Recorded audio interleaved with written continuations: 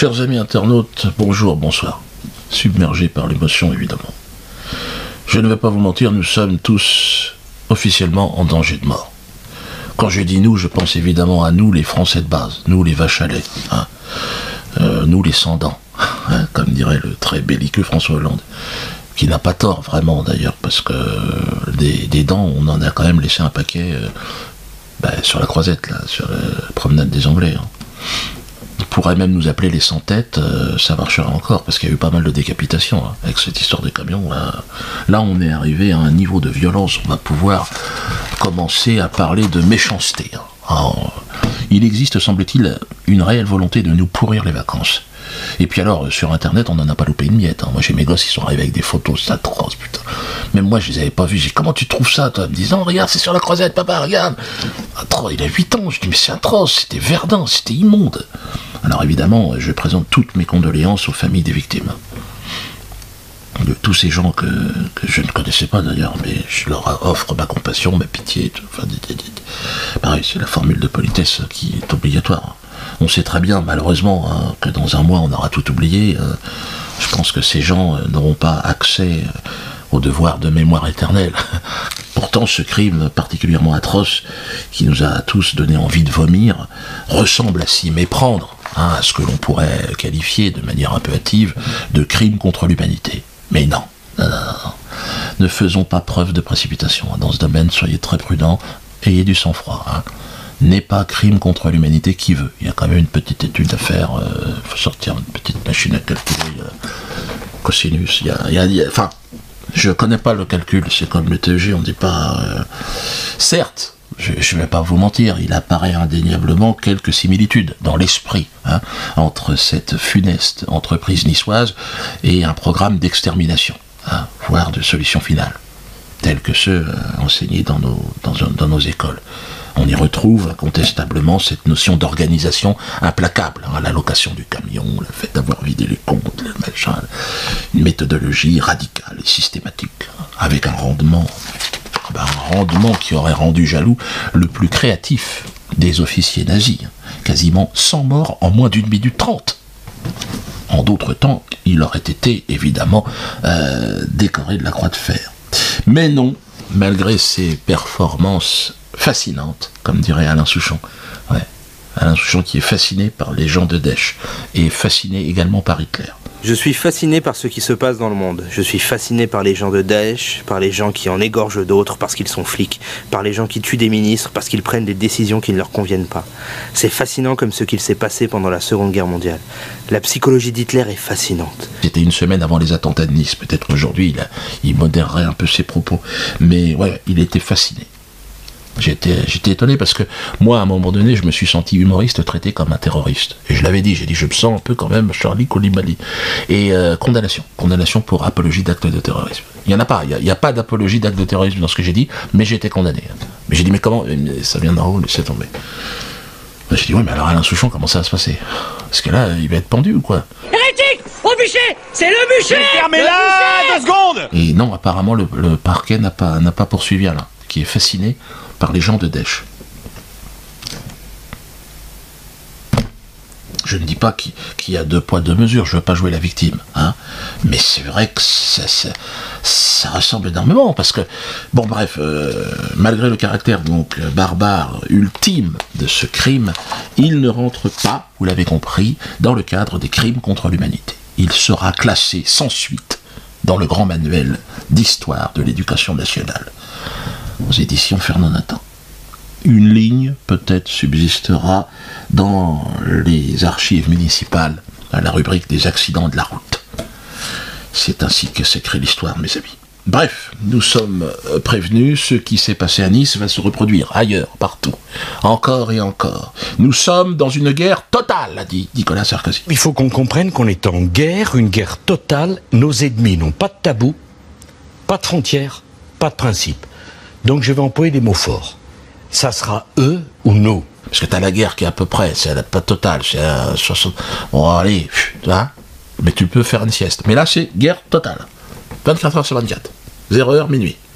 C'est total. Et ça comprend tout. Ça peut toucher à n'importe quel endroit, n'importe quel... C'est la guerre totale. Ah, c'est vrai, hein. D'ailleurs, pour en être certain que ce soit la guerre totale, François Hollande a déclaré au lendemain du massacre de Nice, comme remotivé, c'est vrai qu'il était chaud patate, hein. Il avait trouvé la niaque, là, il a dit qu'il allait donner l'ordre d'intensifier les bombardements en Irak. Nous allons encore renforcer nos actions en Syrie comme en Irak. Et nous continuerons à frapper ceux qui, justement, nous attaquent sur notre propre sol dans leurs repères.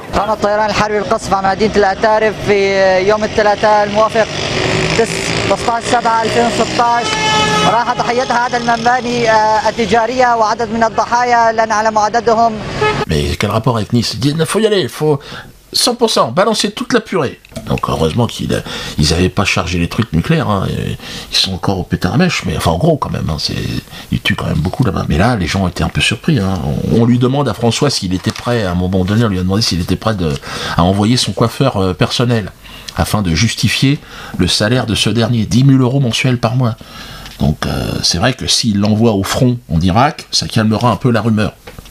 Les gens vont dire, ah, quand même, il l'a envoyé au front pour 10 000 € le coiffeur. J'ai diminué mon salaire, j'ai diminué les effectifs de cette maison, et j'ai diminué le budget de 109 millions à 100 millions d'euros. Alors, on peut me faire tous les reproches, sauf celui-là. Moi, j'envoie tous mes gosses, je leur ai dit, mettez-vous la coiffure, hein, parce que là, il y a des débouchés. Hein.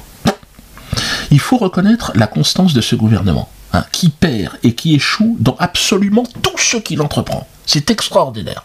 Regardez comment Valls a été reçu au moment des commémorations du massacre de Nice. À son arrivée sur la promenade des Anglais, le Premier ministre est conspué. Dans la foule, certains réclament même sa démission. Car pour eux, il n'y avait pas assez de policiers le soir du drame et le chef du gouvernement a donc sa part de responsabilité. Je ne supporte plus de voir qu'on meurt, qu'on mette des bougies, on met des nounours, on met des écriteaux, on met des fleurs et après quelques temps après, cela recommence. Donc la responsabilité appartient autant à M. Valls qu'à l'équipe de M. Sarkozy il y a 5 ans. Et ça, c'est inadmissible. Nous ne voulons plus de ces gens qui nous disent des choses et qui ne font rien une fois qu'ils sont au gouvernement. Les gens ne veulent plus les voir. Là, ils sont arrivés à un niveau d'impopularité, tout est truqué. Hein. On vous ment sur tout. Hein. C'est-à-dire que plus personne ne veut entendre parler de ces gens-là. C'est quand même incroyable. Ils sont en grève contre vous, les Français. En grève contre le pouvoir, contre François Hollande et contre vous. Oui, mais... Ils ne vous veulent plus au pouvoir. Mais c'est pour ça qu'ils sont là. Valls, au moment de la Coupe d'Europe, il nous expliquait que la France ne perd jamais à domicile. Ah putain, les Portugais, ils en rient encore. J'ai croisé un Portugais l'autre jour, tu sais. C'est à l'aéroport, je sors mon passeport, il voit que je suis français. Vous partez jamais à domicile. Non, il m'a plus ou moins traité d'enculé. Le slogan pour nous, c'était surtout que la France gagne son temps en 2017, que Valls finisse en prison et vive le roi. Allez, ciao les gars. Bon, excusez-moi. Comment François Hollande aussi. François Hollande, il a la division aussi. C'est un genre de marabout. L'autre, il prévoyait que la victoire de la France allait renforcer le moral des Français. Là, c'est 0 sur 20. Hein. C'est redoublement demandé. Hein. Là, enfin, même pas. Tu n'as pas envie qu'il redouble. Tu as envie qu'il dégage. Hein. Parce qu'en plus de la défaite, donc évidemment, que le moral dans les chaussettes, on a dû affronter la terreur. Et là, la terreur due au terrorisme, mais aussi à l'incompétence de ceux qui sont en charge de la protection des sans-dents, hein, de notre protection. Parce qu'on pensait qu'on payait des impôts pour qu'ils organisent une protection autour du peuple de France. Hein. On disait ça sert quand même de payer parce que quand même on est protégé. Surtout qu'après le Bataclan, après la Belgique, tu sais, après Charlie Hebdo, tout ça, ils avaient dit pas de panique les gars, on est sur le coup. On a dit ouais, vous êtes sur le coup, mais ça fait 3 fois de suite quand même, c'est chaud là. Il dit non, on a foiré, mais là c'est bon. Là, on va resserrer les boulons, on va taper dans la butte. Il y a Valls, il s'est retroussé les manches, il a dit là, les gars, franchement, je vais mettre un coup. 80 millions d'euros. Alors on a dit, bon, avec 80 millions, il va se passer quelque chose. Il a dit, ouais, là, et la solution s'appelle SAIP. Ils ont inventé ça, Système d'alerte et d'information des populations. 80 millions d'euros. Valls, il a dit, avec ça, on est bon. C'est cher, mais il a dit, je vais sauver des vies avec ça. Donc on a dit, bon, écoutez, on va payer encore, hein, la vache à lait, elle va quand même payer. Hein. Il a dit, il y aura une appli alerte attentat. Ah, bon, on a dit, si, l'appli, c'est bon. Parce qu'on avait peur qu'il n'y ait pas l'appli alerte attentat, non. On était comme des cons, hein. Donc évidemment, l'espoir était là, on était tranquille. Mais bon, le jour de l'attentat de Nice, bon, les gens sur place, malheureusement, Ils attendaient tous l'alerte, quoi. Par rapport à... Ils avaient l'appli, mais l'appli a plus. Enfin, il y a eu l'alerte, mais elle a été 2h30 après l'attentat, une fois que tout était terminé. C'est-à-dire que le survivant de l'attentat qui venait de perdre toute sa famille, si tu veux, donc le gars, bon, il les accompagne tout le monde à l'hôpital, tu vois, bon, après on le bourre de médoc parce qu'il a perdu sa famille, donc il faut qu'il dorme, et puis il a le temps de se coucher, tu vois, de commencer à s'endormir, il a alerte attentat, ah merde, qu'est-ce qui se passe? Et là l'alerte lui dit, au survivant, il lui dit, abritez-vous, ne vous exposez pas. Alors il a envie de dire, mais vous vous foutez de ma gueule ou... Ça fait 2h30. Donc, c'est 80 millions d'euros. Comme ça, on sait quand même notre argent sert à quelque chose. Alors, si le mec avait encore un doute sur le fait d'être pris pour un con, je crois que là, c'est terminé. Hein. Donc, je pense qu'ils auraient pu utiliser cet argent autrement, c'est sûr. Hein. Ils n'ont toujours pas compris, les politiques, avec Internet, en fait, tout avait changé. C'est ça ils ne contrôlent plus que dalle. Avec 80 millions d'euros, ils n'arrivent pas à t'envoyer un SMS, un mail. Non mais attendez, 2h30 il en faut. Putain les mecs. Oh la vache. Bon, ça va peut-être un peu plus vite que la Poste, ce qu'ils font, on va dire. Mais... ouais, et encore. Chronopost, ils arrivent à faire des trucs. 2h30, je pense qu'ils peuvent le tenir. Hein. Même au Cameroun, je pense que là, on a une administration qui est plus efficace. Hein. Pourtant, ça n'a pas bougé hein, depuis les années 50. Hein. C'est de la merde. Mais comment voulez-vous que les gens aient confiance dans ce système? Eh non, les gens n'ont plus confiance. Écoutez comment Manuel Valls est accueilli. Après avoir rendu hommage aux victimes, Manuel Valls repart, là encore, sous les sifflets. Ah, ils n'ont plus confiance. Et Manu, ça n'a pas calmé ta tremblote, ça, à mon avis, on est banne. Monsieur Valls, c'est quelque chose, il y en a marre. Il y en a marre. Les enfants sont morts. Dans une interview accordée à Nice Matin, Manuel Valls dénonce des sifflets indignes, mais estime que son rôle est de prendre sur ses épaules la colère des Français. Il parle de redonner le moral aux Français. Ben déjà, j'ai envie de leur dire, commencez par leur rendre leur pognon aux Français. Hein, le pognon que les banques leur doivent. Eh oui, parce que comment se fait-il que ce soit à moi, Dieudonné Mbalambala, de parler de ce problème de TEG? C'est aux politiques de le faire. Je suis le premier des responsables politiques. La banque, elle doit rendre de l'argent au peuple de France. Pourquoi vous ne le rendez pas? Il faudrait qu'il y ait une loi qui oblige toutes les banques à rembourser ce TEG, qui a été perçu de manière illégale. Toutes les semaines, il y a des jugements qui tombent. Regardez, là, cette semaine, c'est la Caisse régionale du Crédit Agricole. Cour d'appel de Paris. Pôle 5, chambre 6, Sarène, 25 février 2016. Le appel à faire après. Le TEG n'est pas calculé. Par ce motif, la condamne la Caisse régionale du Crédit Agricole du Finistère à payer la somme de 45 000 euros, plus 8 000 euros, plus 9 000 euros, 60 000 euros quasiment. Je vous donnerai la lecture d'un jugement toutes les semaines, pour que vous compreniez. Si vous avez souscrit un prêt immobilier, sachez que dans 80% des cas, le TEG appliqué par votre banque n'est pas légal. Hein, voilà.